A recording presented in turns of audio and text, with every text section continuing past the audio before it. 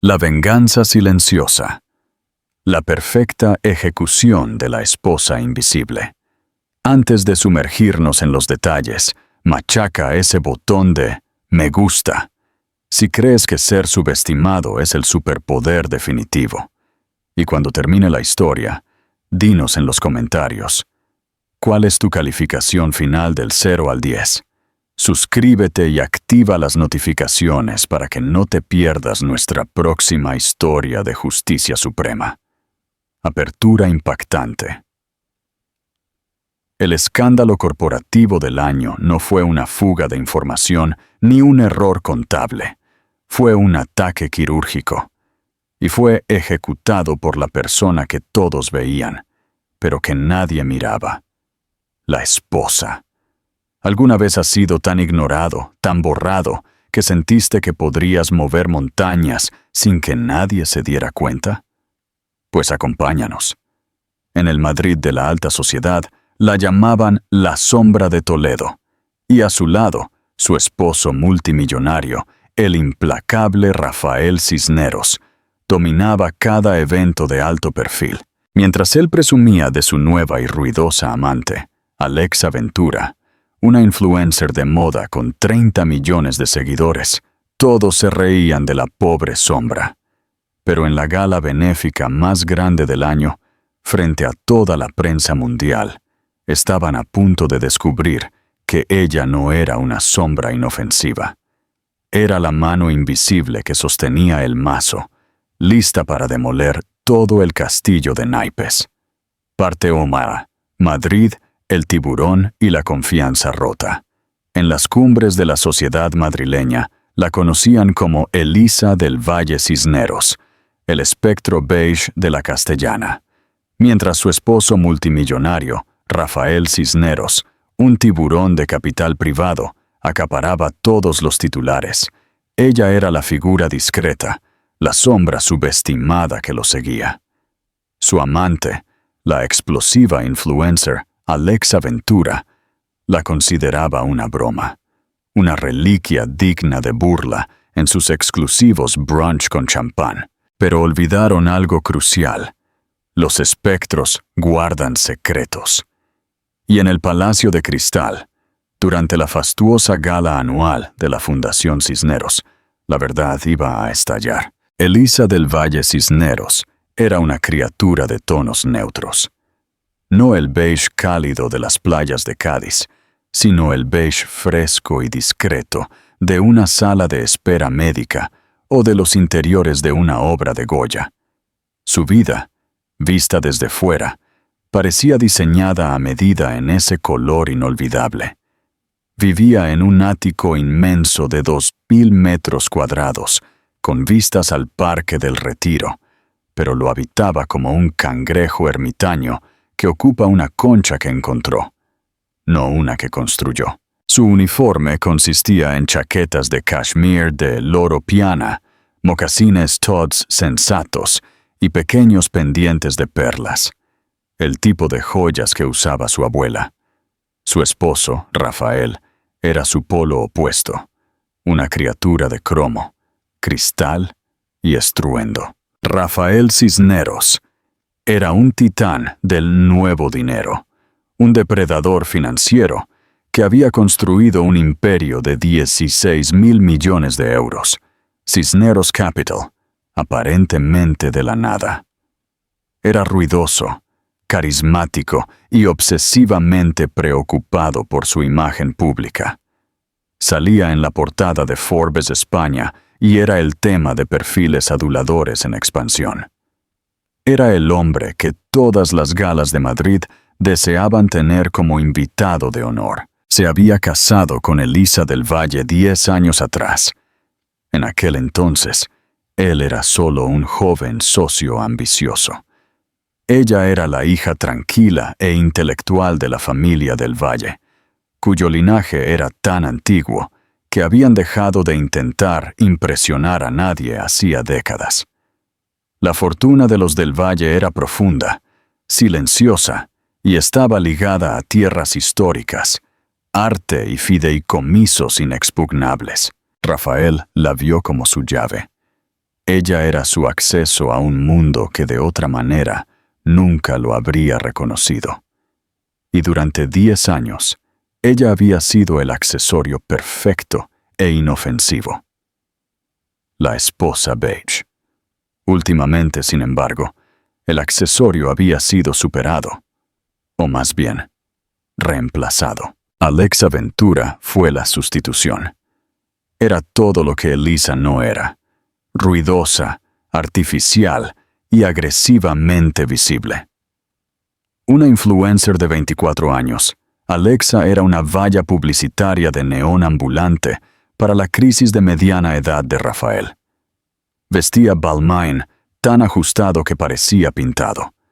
Llevaba bolsos Birkin de cocodrilo rosa neón y documentaba cada regalo extravagante que Rafael le compraba. Rafael ni siquiera intentaba ocultarlo. De hecho, estaba orgulloso. Veía a Alexa como otra adquisición, un testimonio de su poder. Veía a Elisa, con su lectura tranquila y sus inútiles reuniones de la Junta de Caridad, como un mueble antiguo que estaba obligado a conservar. En esa mañana de jueves en particular, la tensión en el ático era palpable. La gala anual de la Fundación Cisneros se celebraría en 3 días. Era el pico del calendario social de Madrid, celebrada ese año en el opulento Palacio de Cristal. Era, en la mente de Rafael, su coronación. «Elisa, por el amor de Dios», bramó, entrando a zancadas en el rincón del desayuno. Ya vestía un impecable traje Tom Ford hecho a medida, con un olor a colonia costosa. Elisa sorbía una taza de té, leyendo un grueso volumen encuadernado en cuero. Ella levantó la vista, con una expresión plácida. «Buenos días, Rafael. Acabo de hablar con mi equipo de relaciones públicas», dijo, partiendo un trozo de croissant por la mitad, con movimientos agitados. «Me preguntan por tu vestido para la gala. Por favor, dime que no te vas a poner esa cosa gris que llevaste a la ópera el mes pasado». «Era color carbón», dijo ella con suavidad, «y era un lambín clásico». Era un sudario, Elisa. Un sudario. Esto es el Palacio de Cristal. Tenemos al equipo de Vogue España confirmado. Tenemos reporteros de El País. Necesito que parezcas la esposa de un multimillonario, no una bibliotecaria de pueblo. Puedes llamar a la estilista de Alexa. Ella puede conseguirte algo impactante. La mención del nombre fue una crueldad deliberada y casual. Los dedos de Elisa se tensaron apenas una fracción en su taza de té. «¿La estilista de Alexa?» «Lachlan», repitió, su voz perfectamente uniforme. «Sí, mírala», gesticuló con impaciencia hacia su teléfono, que siempre estaba abierto al feed de Instagram de Alexa. «Ella sabe cómo hacer una entrada. Parece dinero. Tú pareces cómoda». «Ya veo». Elisa cerró su libro. «Me aseguraré de que mi atuendo sea apropiado para la noche, Rafael». «No me vengas con esa tontería de apropiado. Es lo que siempre dices», se burló, agarrando su maletín. «Y luego apareces pareciendo mi contadora. Solo inténtalo, Elisa. Intenta parecer que estás casada conmigo». Salió dando un portazo antes de que ella pudiera replicar. Elisa se sentó en silencio durante 1 minuto completo. El beige de su chaqueta parecía absorber la luz de la habitación. Luego, cogió su propio teléfono. No llamó a ningún estilista. Llamó a un número listado en sus contactos bajo una sola inicial, M. «Martín Torres, al habla», respondió una voz profesional y nítida. «Martín», dijo Elisa, su voz cayendo, perdiendo su tono plácido y conyugal, y siendo reemplazada por algo frío y afilado como el acero. «Acaba de confirmar al equipo de Vogue. La línea de tiempo se está acelerando. Quiero la auditoría final sobre mi escritorio antes de las 4, y notifica a El País. Diles que la fuente está confirmada y la historia tiene luz verde. Es hora de apretar el gatillo». «¿Y la gala?», preguntó Martín. Una pequeña y peligrosa sonrisa tocó los labios de Elisa. Oh, la gala sigue siendo el evento principal. Diles a nuestros amigos de la Comisión Nacional del Mercado de Valores, CNMV, que sus invitaciones están en la puerta. Y llama a París. Dile a Valerius. Ha llegado el momento. ¿Crees que Rafael se merecía esto? Déjanos tu opinión en los comentarios. Parte 2. La traición en Ten con Ten. El comienzo oficial de las festividades de la gala fue un pequeño almuerzo exclusivo para donantes, celebrado 2 días antes del evento principal. Tuvo lugar en Ten con Ten, la icónica Brasserie de Madrid. El restaurante zumbaba con el sonido de la charla de la vieja guardia y el negocio del nuevo dinero. Este no era un lugar para la prensa. Era una reunión a puerta cerrada de los 50 filántropos más poderosos de la ciudad, cuyas donaciones mantenían funcionando museos y hospitales. Elisa llegó sola. Llevaba una falda plisada de loro piana color cervatillo y una blusa de seda color crema. Sus únicas joyas eran su sencilla alianza de boda de oro y los pequeños pendientes de perlas. Su cabello estaba recogido en un moño simple y elegante. Estaba, como siempre, impecable, discreta y absolutamente invisible, mezclándose con la madera pulida y la cálida iluminación del restaurante. Rafael ya estaba allí, presidiendo la mesa central. En un asombroso incumplimiento del protocolo, Alexa Ventura estaba sentada a su lado. La sala, llena de personas como el conde de Romanones y otros titanes de la tecnología, registró la presencia de Alexa con una sutil y colectiva contracción de expresiones. Ella no pertenecía. Esto no era una fiesta de influencers, era una reunión de directivos. Alexa, por supuesto, no se dio cuenta. Llevaba un mini vestido Balmain rojo pasión, ceñido a la piel y tachonado de enormes botones dorados. Un collar enorme y serpentino, incrustado con diamantes prestados, un regalo reciente de Rafael, se enroscaba alrededor de su garganta. Parecía menos una invitada y más un recuerdo de fiesta extremadamente caro. Mientras Elisa se acercaba, un silencio cayó sobre el área inmediata. Rafael, al verla, tuvo la decencia de parecer momentáneamente nervioso. «¡Elisa! ¡Lo has conseguido!» «Rafael», ella inclinó la cabeza, su mirada serena. No miró a Alexa. Alexa, sin embargo, la estaba mirando fijamente. Sus ojos expertamente delineados recorrieron el atuendo de Elisa con desprecio descarado. «¡Ay, Dios mío!», susurró Alexa, lo suficientemente fuerte como para que toda la mesa la oyera. Se inclinó hacia Rafael, su voz un susurro teatral. «Rafa, cariño, ¿va en serio?» Rafael se ruborizó. «Alexa, para. No, en serio. Eso es... ¿Qué es eso? ¿Un uniforme de profesora?» Alexa soltó una risita aguda y tintineante que irritó los nervios. «Elisa, cielo», dijo, dirigiéndose finalmente a ella de forma directa, su tono goteando falsa piedad. «No me di cuenta de que dejaban al personal sentarse con los invitados». Elisa hizo una pausa y lentamente giró la cabeza para mirar a Alexa. El ruido ambiental del restaurante pareció desvanecerse. «¿Perdona?», preguntó Elisa, su voz baja pero audible. «Tu ropa», dijo Alexa, envalentonada por la falta de una reacción airada inmediata de Elisa. Agitó una mano, cargada de anillos de diamantes, hacia el conjunto de Elisa. «Esa cosa beige. Mi abuela ni siquiera haría jardinería con eso». «Rafa, de verdad que necesitas darle a tu esposa un mejor presupuesto para ropa. Es simplemente embarazoso para ti». La mesa estaba congelada. Algunas de las matriarcas más viejas parecían absolutamente horrorizadas ante la audacia.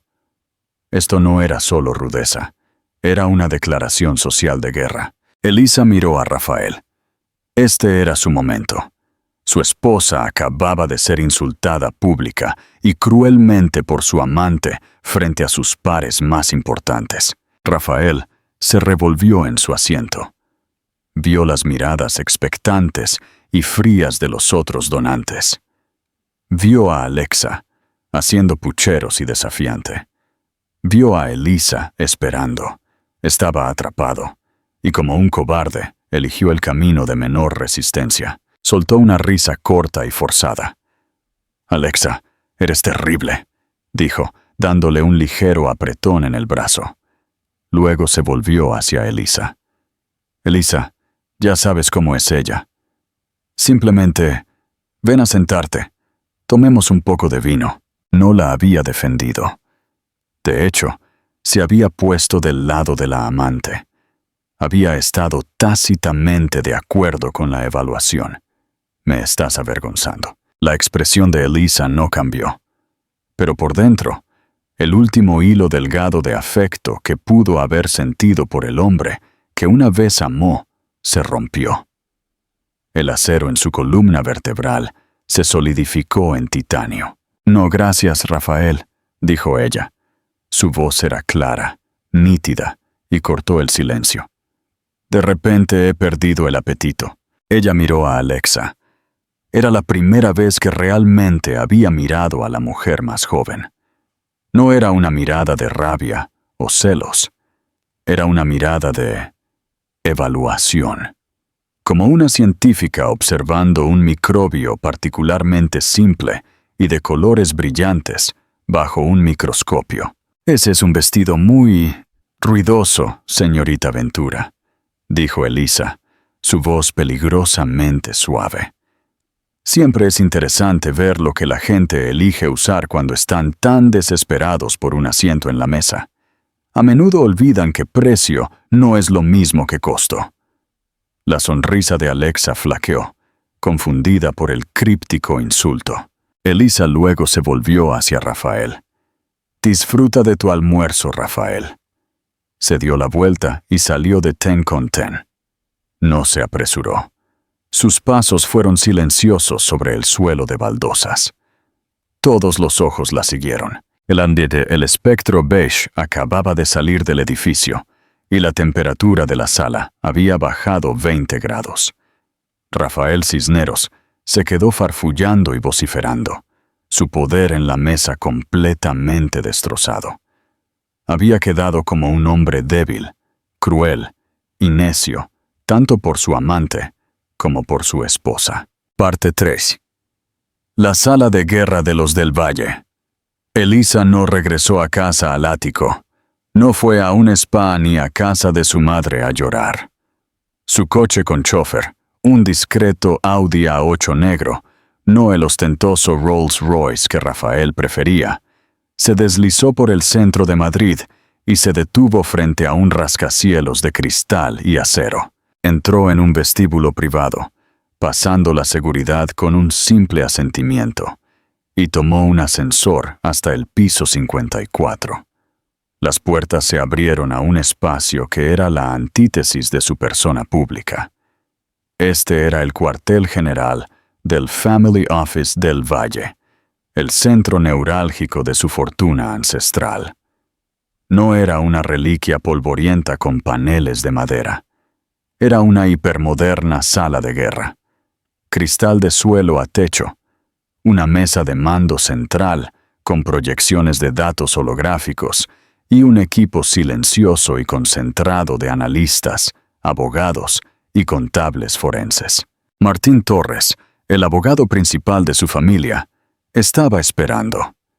Era un hombre alto y severo con un traje de Savile Row. «Señora Cisneros», dijo, su tono de profundo respeto. «Llego temprano. Rafael trajo a la señorita Ventura al almuerzo de donantes», dijo Elisa, quitándose la chaqueta beige y colgándola en un perchero. Debajo, Llevaba una elegante blusa de seda sin mangas. Ya no era la esposa. Era la CEO. Martín levantó una sola ceja de desaprobación. Un error táctico por su parte. Un catalizador, corrigió Elisa, caminando a la cabecera de la mesa. Una joven analista le entregó inmediatamente una tableta. ¿Cómo estamos con Cisneros Capital? Ha sido descuidado, respondió la analista, una mujer llamada Sara. Se volvió arrogante. Ha estado usando la Fundación Cisneros. Su fundación, debo añadir, como su alcancía personal. Está apalancando sus activos para cubrir derivados de alto riesgo en su fondo personal. ¿Y las empresas fantasma? Las hemos penetrado. Las 7, afirmó Elisa. Ha estado desviando fondos de la fundación para comprar activos. Un piso en Marbella, un McLaren P1, una cantidad significativa de joyas Graf. Los regalos de Alexa, confirmó Sara. No era una pregunta. Exacto, confirmó Martín. No es solo un adúltero, Elisa. Es un malversador. Ha estado robando de su propia caridad. ¡Su caridad! Elisa miró los datos que se desplazaban por la pantalla. Los números eran asombrosos. Rafael no solo había construido su imperio de 16.000 millones de euros, lo había inflado, ilegal e inmoralmente, utilizando el cimiento de la dotación del valle que ella le había confiado cuando se casaron. Él pensó que su dinero antiguo era tonto y pasivo. Había confundido su paciencia con ignorancia. Cuando nos casamos, dijo Elisa, su voz distante. Mi padre me advirtió. Dijo que los hombres desesperados por el dinero nunca entenderán a las personas que lo tienen. Rafael no ve esto como una fundación. Lo ve como una caja fuerte y la ha estado robando a ciegas. Es vulnerable, dijo Martín. En el momento en que esto se haga público, sus líneas de crédito se vaporizarán. Cisneros Capital es un castillo de naipes. Su valoración de 16.000 millones se basa en activos que técnicamente no posee. Están apalancados contra su fideicomiso. Bien. La mirada de Elisa era dura. La gala es mañana por la noche. El País publica la historia a las 20 en Sueles. Los investigadores de la CNMBBB llegan a las 20:15. La Junta de la Fundación recibe un paquete de emergencia a las 20:20, junto con mi moción para destituir a Rafael como presidente e instalarme como directora interina. Con efecto inmediato, es una ejecución, murmuró Sara, la analista, con asombro. Es una corrección, dijo Elisa. Él construyó su nombre con mi dinero y la reputación de mi familia. Está a punto de aprender lo que significa perder ambas cosas. Se volvió hacia Martín. ¿Y el otro asunto? Martín sonrió por primera vez. Ha llegado. Está en la sala de seguridad. Él la condujo a una gran bóveda con clima controlado en la parte trasera de la oficina. En el centro de la sala, sobre un maniquí cubierto de terciopelo, se encontraba un vestido. Pero vestido era la palabra equivocada. Era una pieza de arquitectura. Era una obra maestra. Era la pieza final de Valerius, el enigmático y reclusivo modisto parisino que no había aceptado un nuevo cliente en más de una década. Era una leyenda que diseñaba solo para la realeza e iconos generacionales. Conseguir un Valerius era más difícil que obtener una audiencia privada con el Papa. Sin embargo, para la familia del Valle, era un viejo amigo. El vestido estaba hecho de un material que parecía absorber la luz de la sala. Era un imposible azul zafiro profundo, como el corazón de un glaciar. La estructura era severa y majestuosa, un corpiño afilado y esculpido que se abría en una espectacular falda que se arrastraba por el suelo. No estaba adornado con lentejuelas ni plumas. Su poder residía en su corte, su forma, su presencia pura e innegable. «Y los accesorios», dijo Martín, señalando una caja más pequeña. Dentro, sobre una cama de terciopelo negro, yacía el collar del valle. Era un río de diamantes heredados de color blanco hielo, que culminaba en la legendaria Estrella del Valle, un diamante azul impecable de 100 quilates. No se había visto en público desde que la bisabuela de Elisa lo usó en la coronación del rey Alfonso XIII. Alexa Ventura, con sus diamantes Graf prestados, era una niña jugando a disfrazarse. Esto era poder. Él quería que pareciera la esposa de un multimillonario, dijo Elisa, tocando la fría superficie del diamante. Está a punto de recordarle cómo se ve la esposa de un fundador. Ella no llegaría como Elisa Cisneros, la esposa beige. Llegaría como Elisa del Valle, la mujer que era dueña de la junta, del banco y del hombre que acababa de humillarla. La alta costura no era solo un vestido. Era su armadura. Era su arma. Era su declaración de victoria. Parte 4. El golpe de estado en el Palacio de Cristal.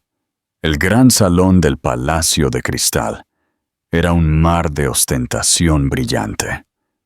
El antiguo templo de Devot, iluminado con espectacular luz azul y dorada, sirvió como un testigo majestuoso y silencioso del espectáculo. Esta era la noche que Rafael Cisneros había estado planeando durante un año. Era su ascensión, el momento en que pasaría de ser el tiburón del nuevo dinero a filántropo de la vieja guardia. Llegó a la alfombra roja a las 20:30 en punto, saliendo de un Bugatti rojo cereza. Los flashes de las cámaras estallaron en un cegador estroboscopio epiléptico, y en su brazo estaba Alexa Ventura. Si su atuendo del almuerzo fue una declaración, esto era una proclamación. Llevaba un vestido hecho a medida por un diseñador notoriamente chillón, conocido más por el espectáculo que por el gusto. Era casi completamente transparente, una telaraña de cristales de Swarovski y malla color carne que no dejaba absolutamente nada a la imaginación. Era, para cualquier estándar, escandalosamente inapropiado para una gala benéfica en el palacio. Pero era, innegablemente, una entrada. «Rafael, Rafael, ¿quién lleva puesto? Alexa, te ves increíble. Danos una vuelta». Alexa lo estaba disfrutando. Posó, hizo pucheros y lanzó besos, su cuerpo brillando como una bola de discoteca humana. Los diamantes prestados alrededor de su cuello, los mismos que el equipo de Elisa había señalado, brillaron blancos y calientes bajo las luces. Rafael sonrió, su pecho hinchado. Le encantaba la atención, la envidia, la audacia pura. Él era el hombre que tenía todo, y no tenía miedo de presumir. Un reportero de La Sexta le puso un micrófono en la cara. «Rafael, eres el hombre del momento. Pero tenemos que preguntar. ¿Dónde está tu esposa, Elisa?» La sonrisa de Rafael se tensó, solo una fracción. Se inclinó hacia el micrófono, adoptando un tono de magnánima preocupación marital. «Elisa, desafortunadamente no se siente del todo bien esta noche. Envía sus disculpas. Ella prefiere... Bueno, ya conocen a Elisa. Es una persona muy privada. Todo esto es demasiado para ella». Alexa dejó escapar un pequeño y comprensivo «oh» y le dio unas palmaditas en el pecho. La implicación era clara. La esposa insignificante estaba en casa, probablemente en su chaqueta beige, mientras la mujer de verdad estaba a su lado. Dentro, la fiesta estaba en pleno apogeo. El champán fluía. Una orquesta tocaba. Rafael y Alexa hicieron su gran entrada por la escalera, provocando jadeos y susurros. Los fideicomisarios de museos más viejos parecían horrorizados. Los jóvenes tech bros Parecían impresionados. A las 21, Rafael subió al escenario con un atronador aplauso. El foco lo golpeó. ¡Gracias! ¡Gracias!, gritó. Bienvenidos, todos ustedes, a mi visión. La Fundación Cisneros es más que un nombre. Es una promesa de que nosotros, los nuevos líderes del mundo, daremos forma al futuro. Comenzó su discurso, un largo monólogo de autocomplacencia sobre su brillantez, su previsión y su generosidad. Alexa miraba desde la mesa principal, su rostro una máscara de pura adoración, filmándolo para su story de Instagram. A las 21:01, en todas las salas de prensa de la ciudad, se levantó un embargo. La portada de El País se puso en línea. El Imperio Cisneros, multimillonario Rafael Cisneros, acusado de malversación masiva de su propia fundación. A las 21:05, mientras Rafael pontificaba sobre la responsabilidad fiscal, los teléfonos personales de cada CEO, persona y miembro de la Junta en esa sala comenzaron a zumbar, vibrar y sonar. Uno por uno, las caras comenzaron a caer. La gente levantó la vista de sus pantallas, con los ojos muy abiertos por la shock, y se quedó mirando al hombre en el escenario. Rafael, cegado por el foco, no se dio cuenta. Y es por eso que estoy orgulloso de prometer otros 50 millones de euros esta noche. El aplauso fue disperso, aterrorizado. La gente susurraba, se amontonaba y se mostraba los teléfonos entre sí. La orquesta, sintiendo el cambio en la sala, comenzó a tocar con inquietud. Rafael frunció el ceño, confundido por la repentina frialdad de la recepción. «Gracias», dijo, bajando del escenario, su confianza flaqueando. Su agente de relaciones públicas, una mujer pálida por el pánico, corrió hacia él. «Rafael, tienes que ver esto. El País». «¿Qué es?», espetó, pero antes de que ella pudiera responder, comenzó una nueva conmoción. Empezó en la entrada del palacio. Un sonido de la alfombra roja exterior, el sonido de gritos. No los gritos emocionados por una celebridad, sino los gritos frenéticos y hambrientos de un grupo de prensa que ha olido sangre. Los paparazzi que se habían dispersado de repente regresaron a las barricadas. «¿Qué está pasando?», exigió Alexa, molesta porque la atención ya no estaba en ella. A las 21:15, las enormes puertas del gran salón, que se habían cerrado después de que los invitados se sentaran, se abrieron de golpe. Y en el umbral, enmarcada por la luz del salón, estaba Elisa. Silencio. No fue un silencio gradual. Fue un vacío de sonido repentino y violento, como si todo el aire hubiera sido aspirado del templo de Debod. La música de la orquesta murió con un chirrido discordante de violines. Rafael Cisneros, que había estado mirando las manos temblorosas de su publicista, levantó la vista y se congeló. Su piel pasó de enrojecida a cenicienta en menos de un segundo. La copa de champán en su mano, que acababa de recoger, no se deslizó. Se hizo añicos. El sonido del cristal golpeando el suelo de mármol fue como un disparo en la sala silenciosa. No era Elisa. Era una visión.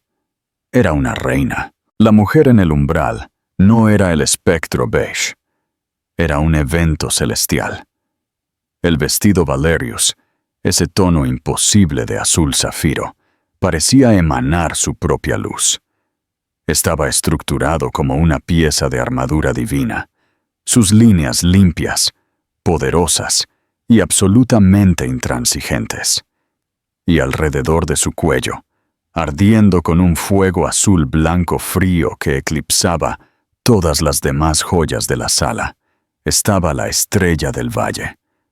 Descansaba sobre su clavícula, como un sello real, una declaración de un poder tan profundo y antiguo que hacía que la ostentación del nuevo dinero de Rafael pareciera un juego de niños.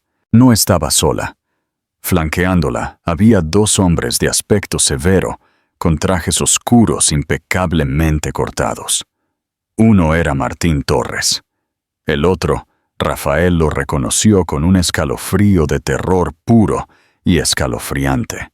Era el fiscal Adrián Pardo, el más temido de la Fiscalía General del Estado. Y detrás de ellos, las cámaras brillaban. Pero no eran los paparazzi de La Sexta. Esta era la prensa de verdad. El País, El Mundo, Bloomberg. Y liderándolos, un equipo de Vogue, pero no para las páginas de Sociedad. Esta era su división de noticias, dirigida por una formidable editora que parecía lista para documentar una ejecución pública. Elisa del Valle dio un paso hacia la sala. Rafael no podía respirar. Estaba paralizado. Esto no era solo un nuevo look. Esto no era un vestido de venganza. Esto era un golpe de estado. La mujer que él había descartado como una bibliotecaria, como un sudario beige, llevaba un vestido que probablemente costaba más que su Bugatti y un collar que era, literalmente, invaluable. Pero más que eso, llevaba una expresión de control absoluto y ártico. Alexa Mete, a su lado, fue la primera en hablar. Su voz un chillido agudo y confuso. ¿Qué es eso? ¿Qué lleva puesto? Ella es... ¿Quién es esa? Ella, genuinamente, por un segundo, no la reconoció. Elisa comenzó a caminar. Sus pasos eran silenciosos, pero resonaban en la cavernosa sala. No miró a Rafael. No miró a Alexa. Su mirada estaba fija en el director del museo y el poderoso anciano presidente de la Junta, que estaban sentados en la mesa principal, sus rostros máscaras de asombrosa comprensión. ¡Señor Cisneros! El grito vino del reportero de El País, que se había abierto paso hasta la sala. Las cámaras estaban grabando, los flashes estallaban. Señor Cisneros, ¿puede comentar sobre la presentación de la CNMV, alegando que malversó más de 90 millones de euros de la dotación de la fundación? La sangre de Rafael se convirtió en hielo. ¿CNMV? ¿Malversado? ¡Señor Cisneros!, gritó otro reportero. ¿Es cierto que su principal línea de crédito en Santander acaba de ser congelada? ¿Cisneros Capital es insolvente? Rafael tropezó hacia atrás, como si hubiera sido golpeado físicamente. Miró a Elisa. Ella estaba a mitad de la sala ahora, moviéndose con la gracia tranquila de una pantera. ¡Elisa!, se atragantó. ¡Elisa! ¿Qué es esto? ¿Qué has hecho? Ella finalmente se detuvo. Giró la cabeza y lo miró. Por primera vez en toda la noche, miró directamente a su esposo.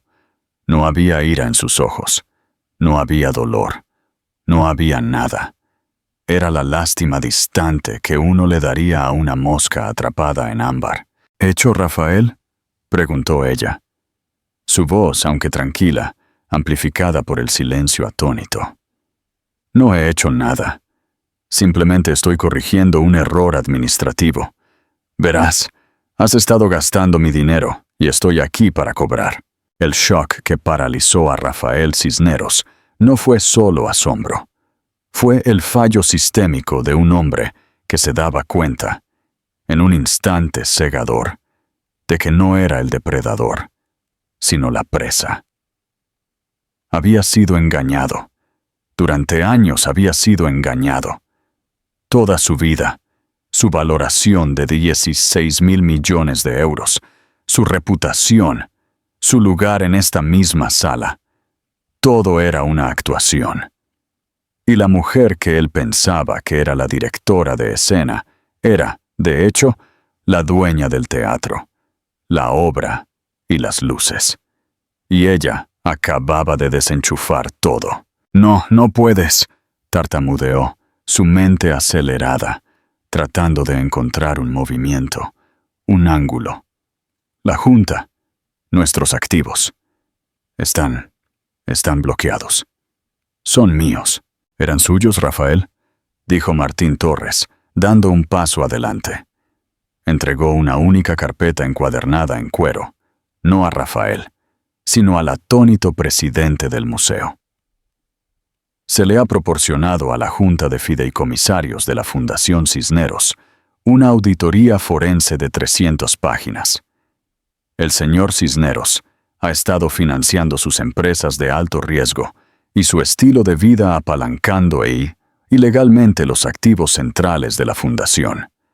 Activos que, bajo el fideicomiso familiar del Valle original de 1920, no son negociables y no pueden usarse como garantía. Tú bruja, susurró Rafael, su rostro desmoronándose. Me tendiste una trampa. Tú te tendiste una trampa a ti mismo, Rafael, dijo Elisa con frialdad. Simplemente te volviste descuidado. Asumiste que yo era demasiado estúpida, o demasiado plácida, o demasiado beige para darme cuenta. Luego dirigió su atención, y la atención de toda la sala, a la mujer que aún se agarraba del brazo de Rafael. Alexa estaba temblando. La cámara de Vogue ya no apuntaba al vestido de Elisa, sino al rostro de Alexa. Señorita Ventura, dijo Elisa, su voz volviendo a ese mismo tono peligrosamente cortés que había usado en Ten con Ten. Ese es un collar notable el que lleva. La mano de Alexa fue instintivamente a la serpiente de diamantes Graf. Fue un regalo, tartamudeó. Sí, lo fue, dijo Elisa. Un regalo comprado el 14 de septiembre a una empresa fantasma, Ventura Holdings S.L., que fue financiada directamente desde una cuenta destinada al ala de oncología pediátrica de la fundación. El jadeo en la sala fue agudo y colectivo. Alexa se puso blanca. Y el vestido, continuó Elisa, señalando la creación casi desnuda. Impresionante. También comprado por la misma empresa fantasma. El piso en Marbella, el McLaren, todo. El fiscal, Adrián Pardo, que había estado en silencio hasta ahora, finalmente habló. Señorita Ventura, dijo, su voz resonando con autoridad. Usted está en posesión de bienes robados, bienes obtenidos de fondos blanqueados y malversados. Se le pedirá que nos acompañe para responder algunas preguntas. 2 agentes de la Policía Nacional uniformados, que habían entrado silenciosamente detrás de la prensa, comenzaron a moverse hacia ella. Alexa chilló. Fue un sonido agudo y aterrorizado, como un conejo atrapado en un cepo. ¡No, Rafa! ¡Diles que no es verdad! ¡Rafa! Ella agarró el brazo de Rafael, pero él era una estatua. Estaba roto. Ni siquiera la miró. Estaba mirando la salida, su imperio, su vida, disolviéndose en el flash de 1000 cámaras. ¡Quítate! ¡Quítate de encima!, finalmente rugió, empujándola. Se giró hacia Elisa, su rostro una máscara de furia púrpura. «¿Tú hiciste esto, tú?» Nunca lo logró. Los 2 hombres de traje oscuro que habían flanqueado a Elisa, no abogados, sino su equipo de seguridad privada, se movieron con fluidez. Interceptaron a Rafael antes de que estuviera a 1,5 metros de ella, sometiéndolo e inmovilizando sus brazos detrás de su espalda con un movimiento brutal y eficiente. «Rafael Cisneros», dijo Adrián Pardo, «queda usted arrestado bajo sospecha de fraude electrónico, fraude postal y malversación». Las cámaras se volvieron locas. Los flashes eran un muro sólido de luz blanca. Rafael Cisneros, el rey multimillonario de Madrid, estaba siendo sujetado, forcejeando y patético, con su propio esmoquín en su propia gala. Alexa Ventura estaba sollozando, su maquillaje corriendo en ríos negros por su rostro. No lo sabía. Gimió mientras los oficiales la tomaban del brazo. No lo sabía, él solo me los dio. Su vestido, que estaba destinado a ser el pináculo del sexo y el poder, ahora solo se veía barato y trágico. Era el uniforme de una ladrona. Mientras Rafael era escoltado fuera, un cascarón roto y gritando de un hombre, sus ojos se encontraron con los de Elisa por última vez. Ella no sonrió. Ella no se regodeó. Simplemente lo vio irse. Vio al hombre que se había reído de ella, la había descartado y le había robado, siendo arrastrado fuera de su fiesta, en su museo, su vida en ruinas. Y luego se volvió hacia la sala. Conclusión y llamada a la acción.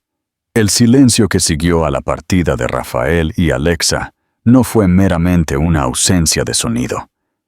Era un peso físico. Era el sonido de un imperio de miles de millones de euros, una jerarquía social y 2 vidas humanas implosionando en tiempo real. Los 400 invitados restantes, los intermediarios de poder de las finanzas, los medios, el arte y la política, estaban congelados. Algunos miraban las grandes puertas por donde la sollozante Alexa y el aturdido y rugiente Rafael habían sido arrastrados.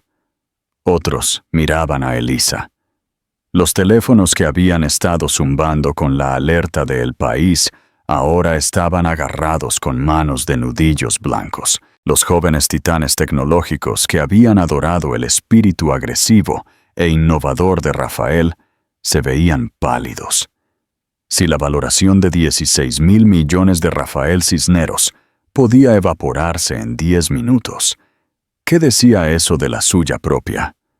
Los inversores que tenían participaciones en Cisneros susurraban frenéticamente a sus esposas, sus rostros cenicientos. Y luego estaban las matriarcas, las grandes damas de la vieja guardia de la Castellana. Mujeres con nombres como Romanones, Astor y Balfagón, que habían sido obligadas a tolerar a Rafael durante una década. No estaban susurrando, estaban mirando a Elisa con una expresión de profunda, fría y terrible satisfacción. Estaban sonriendo. Elisa del Valle se paró en el centro de la sala, un pilar de zafiro y diamantes. Estaba, en todo el sentido de la palabra, en control completo. No se apresuró al podio. No parecía nerviosa. Se giró, sus movimientos tan deliberados y tranquilos como una reina en su propia corte, y comenzó a caminar hacia el escenario. El único sonido en el templo de Devod era el casi silencioso tac-tac-tac de sus tacones de satén hechos a medida sobre el suelo de mármol. Al llegar a la pequeña escalera a la tarima, hizo una pausa. Allí, brillando en el suelo, estaban los fragmentos destrozados de la copa de champán que Rafael había roto. Miró el cristal roto por un largo segundo. Luego, con la gracia de una bailarina, levantó el dobladillo de su vestido Valerius, lo suficiente como para pasar por encima del desorden. No sobre el escenario, sino sobre el desorden. La metáfora no se perdió en nadie. Tomó el micrófono del podio donde Rafael, minutos antes, había pronunciado su triunfante y fraudulento discurso. Lo sostuvo, no con un agarre nervioso, sino con una confianza ligera y fácil. «Mis disculpas», dijo. Su voz fue amplificada, clara como una campana y totalmente tranquila. No tembló. No se quebró. Era la voz de una CEO dirigiéndose a una reunión de la Junta. «Mis disculpas por ese incidente desagradable. Parece que tuvimos una brecha importante esta noche, no de seguridad, sino de ética y de confianza. Un hombre en una mesa delantera, un gestor de fondos de cobertura llamado Guillermo Sánchez, que era un inversor importante en Cisneros Capital, se levantó abruptamente, su silla rascando ruidosamente. «Elisa, señorita del Valle, ¿qué diablos está pasando? ¿Qué significa esto para Cisneros Capital? Tenemos participaciones. Mi fondo tiene 1.000 millones de euros con él. La sala se tensó. Esta era la verdadera pregunta. El drama social era teatro. Esto era dinero. Elisa dirigió su mirada fría y ártica hacia él. No parecía sorprendida por la pregunta. Lo había anticipado. «Señor Sánchez», dijo, dirigiéndose a él directamente. «Gracias por su pregunta. Cisneros Capital, como entidad, era, me temo, una ficción. Era un castillo de naipes construido sobre un solo activo robado. La dotación central del fideicomiso familiar del Valle, que yo, como su única fideicomisaria, puse al cuidado de la Fundación Cisneros. Dejó que eso se asimilara. La sangre se drenó del rostro de Guillermo Sánchez. El señor Cisneros, continuó, utilizó ese capital, ilegalmente, para apalancar sus fondos personales, creando una valoración que era pura fantasía. Él no era un multimillonario, señor Sánchez. Simplemente era un hombre con una línea de crédito muy, muy grande y muy ilegal. Mi crédito. A partir de las 21:15, anunció Elisa, un administrador designado por el tribunal ha tomado el control de las oficinas de Cisneros Capital. Una orden judicial federal ha congelado todas las cuentas vinculadas al nombre del señor Cisneros. Me temo, señor Sánchez, que Cisneros Capital ya no existe. Un jadeo colectivo y horrorizado vació la sala. No fue solo un arresto. Fue una aniquilación. Fue la ejecución pública de toda una empresa. Guillermo Sánchez se desplomó en su asiento, como si le hubieran cortado las piernas. Elisa se dirigió a la sala en general, su voz suavizándose solo una fracción, adoptando el tono de una líder que tranquiliza a su gente después de un golpe. La Fundación Cisneros es, por lo tanto, también una entidad comprometida, dijo. Pero el trabajo que hacemos, el trabajo que siempre he pretendido, no lo será. Con efecto inmediato, la Fundación se someterá a una reestructuración completa. Volverá a su carta original, bajo su nombre original, el Fideicomiso Familiar del Valle para las Artes y las Ciencias. Miró al director del museo, el señor Hoover, que estaba de pie junto a su mesa, pareciendo que podría tener un ataque al corazón. «Señor Hoover», dijo, una pequeña sonrisa tranquilizadora tocando sus labios, «tenga la seguridad de que la promesa de 50 millones de euros que hizo el señor Cisneros esta noche está asegurada». El señor Hoover dejó escapar un suspiro de alivio masivo y audible. «De hecho», continuó Elisa, «ahora que las cuentas de la Fundación ya no están comprometidas por las desafortunadas elecciones de estilo de vida del señor Cisneros, me complace anunciar que duplicaremos esa promesa a 100 millones de euros, con efecto inmediato». Esta vez el sonido fue un rugido. Estaba aturdido. Estaba agradecido. Era reverente. Era el sonido de 400 de las personas más poderosas del mundo dándose cuenta de que no estaban en un barco que se hundía, sino que el capitán que pensaban que estaba a cargo había sido un pirata. Y la esposa tranquila y hermosa que todos habían ignorado era, de hecho, la almirante de toda la flota.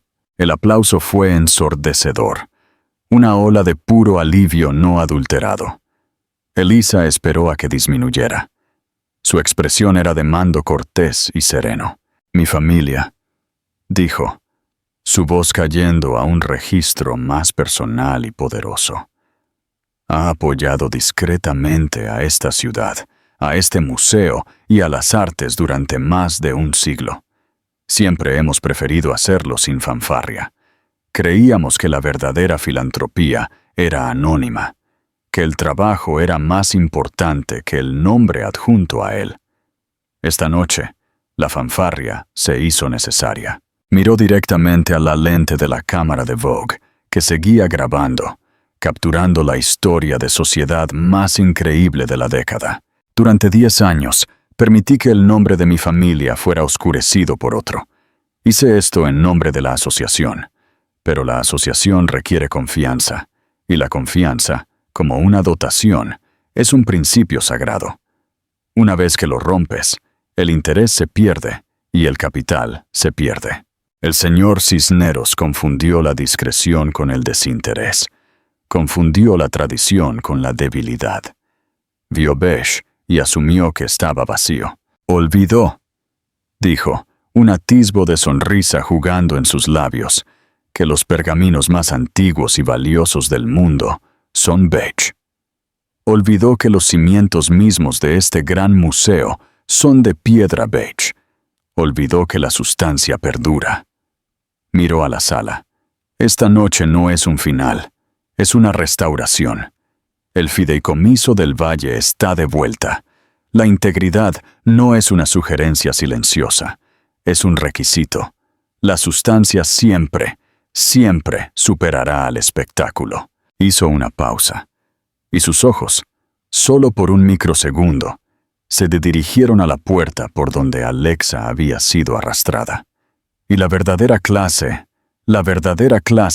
nunca está a la venta.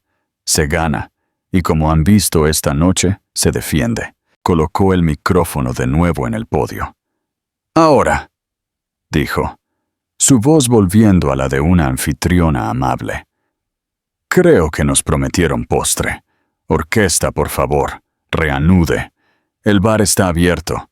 Disfruten del resto de su velada. Por un momento, la sala se quedó en silencio. Luego, el director, luciendo completamente desconcertado, pero obedeciendo la orden, tomó su batuta. Vacilante, una pieza de Vivaldi comenzó a sonar, llenando el vacío, y lentamente, luego de repente, la sala volvió a la vida.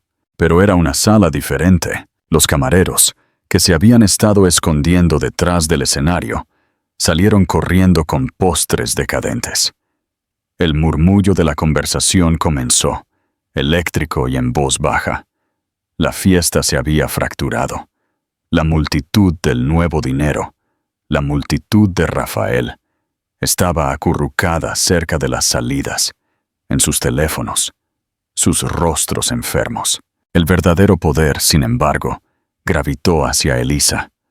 Un círculo de mujeres, las matriarcas de acero de la ciudad, se movió hacia ella mientras bajaba del escenario. Beatriz Astor de Torres, una mujer de 80 años, que gobernaba las juntas de caridad de la ciudad, tomó las manos de Elisa. Elisa querida, dijo Beatriz, su voz como hielo seco. Has hecho lo que todas deseábamos poder hacer. Has tirado la basura, y lo hiciste sin derramar una sola gota sobre la alfombra. Tu abuela habría estado... Ella simplemente lo habría adorado. Estábamos tan preocupadas por ti, querida, murmuró otra. Esa criatura que trajo a Ten con Ten, en un vestido rojo, antes de las 5 de la mañana. ¡Ay! Fue una abominación. Estamos tan encantadas de tenerte de vuelta. No solo la estaban felicitando, la estaban dando la bienvenida. Estaban cerrando filas. El espectro beige se había ido.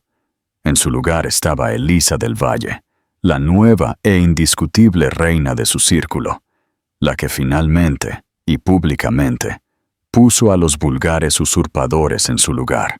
Mientras Elisa aceptaba con gracia su lealtad, Martín Torres y su analista, Sara, se movieron silenciosamente por la sala.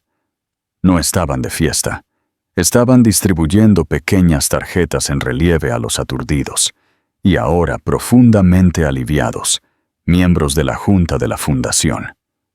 Las tarjetas decían: Reunión de emergencia, 8 a.m., Torre del Valle, piso 54. La limpieza ya estaba en marcha. Finalmente, la formidable editora de Vogue España, una mujer cuyo severo bob y gafas oscuras eran una marca registrada global, se abrió paso entre la multitud. No aduló. Se acercó a Elisa como a una igual. Elisa, su voz era nítida. Ese fue un momento del que se hablará durante una generación. Por supuesto, estamos desechando la pieza de la gala mejor vestida. Esta es la portada de noticias. Isabela, replicó Elisa, inclinando la cabeza. Me alegra que estuvieras aquí para verlo. Es importante que la verdad esté debidamente documentada. El vestido, dijo Isabela, sus ojos evaluando clínicamente el vestido de zafiro. Es un Valerius. No ha hecho un vestido en una década. ¿Cómo? Valerius es mi padrino, dijo Elisa simplemente. Lo diseñó para mi 30º cumpleaños. Hace 10 años.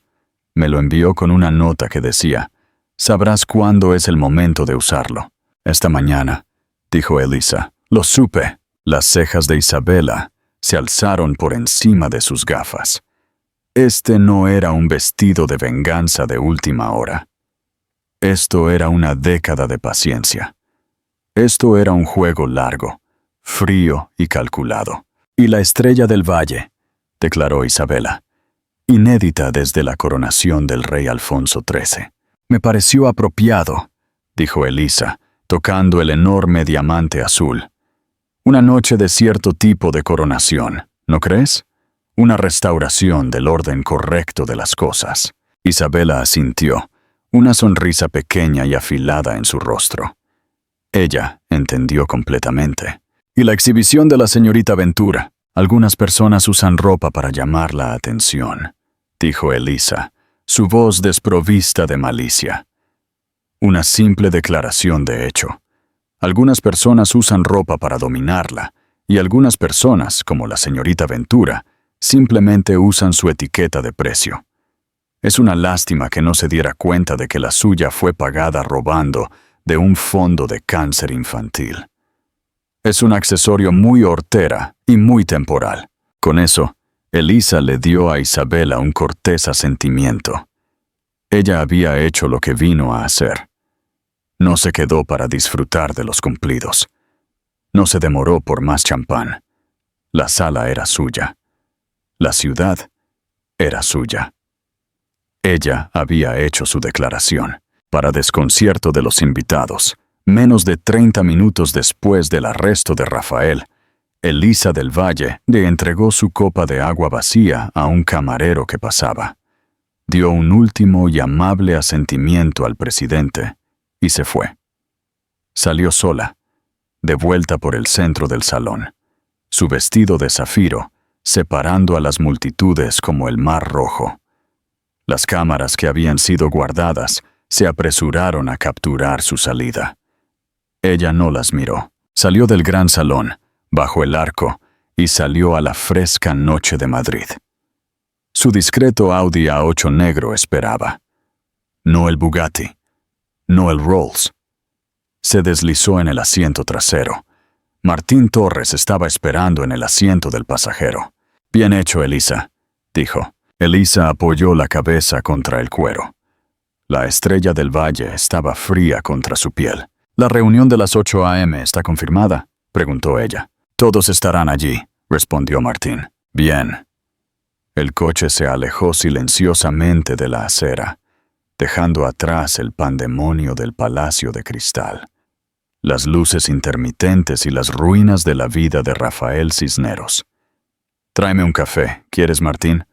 Va a ser una noche muy larga. Tenemos una dotación que reconstruir. El Bao el espectro se había ido. La reina estaba en el trono, y el trabajo ya había comenzado. Parte firme. La corrección final y la lección de clase. Las consecuencias fueron inmediatas y totales. A las 9:45 a.m. de la mañana siguiente, Elisa del Valle era el tema número 1 en tendencia en el mundo. La historia del país había sido corroborada por los arrestos públicos. Cisneros Capital, construido sobre una base de mentiras y crédito apalancado, colapsó. Fue excluido de la bolsa al mediodía. Rafael Cisneros, enfrentando cargos federales. Era un multimillonario solo de nombre. En realidad, estaba en bancarrota. Los 16.000 millones de euros habían sido un espejismo. Alexa Ventura fue liberada después del interrogatorio, pero su carrera había terminado. Las marcas que la habían patrocinado la abandonaron en cuestión de horas. Su Instagram era un páramo tóxico de emojis de serpientes y comentarios que la acusaban de robar a niños enfermos. Se vio obligada a entregar el vestido, el collar, el coche y el piso. Los regalos eran todas pruebas. Fue vista por última vez en Barajas, volando en clase turista, de vuelta a su pequeño pueblo natal, una paria. El vestido del que se burló, el hortera, robado y transparente, era ahora su legado. ¿Y Elisa? Elisa del Valle estaba en la portada de Forbes.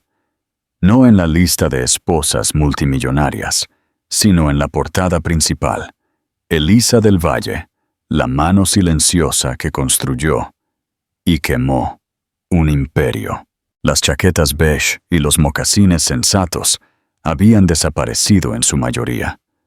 Habían sido su camuflaje, su capa de invisibilidad, mientras reunía sus datos y esperaba el momento perfecto para atacar. Mientras Rafael y Alexa veían a una esposa insignificante e irrelevante, ella había sido una general en una sala de guerra, moviendo sus piezas con calma. 6 meses después, el ático, que por supuesto siempre había estado en el fideicomiso familiar del Valle, había sido redecorado. El cromo estéril y frío que Rafael había amado se había ido, reemplazado por arte cálido e invaluable, y muebles elegantes y cómodos. Elisa estaba en su nueva oficina en casa, una sala grande y llena de luz con vistas al parque. Ya no era solo la jefa del fideicomiso. Había tomado su lugar legítimo como CEO de Del Valle Consolidado, la firma familiar multigeneracional que había sido preparada para liderar desde la infancia. Martín Torres entró, colocando una pequeña pila de archivos en su escritorio antiguo. Llevaba un elegante vestido azul marino de Victoria Beckham. Levantó la vista y sonrió. «Martín, buenas noticias espero. La fiscalía le está ofreciendo a Rafael un acuerdo de culpabilidad», dijo. 25 años, reducidos a 10 por buen comportamiento, coopera plenamente en la recuperación de los activos en el extranjero. «Lo aceptará», dijo Elisa, sin levantar la vista del informe que estaba firmando. «Es un cobarde, aterrorizado de un juicio, y la señorita Ventura accedió a testificar contra él a cambio de inmunidad. Un movimiento inteligente. Está escribiendo unas memorias explosivas.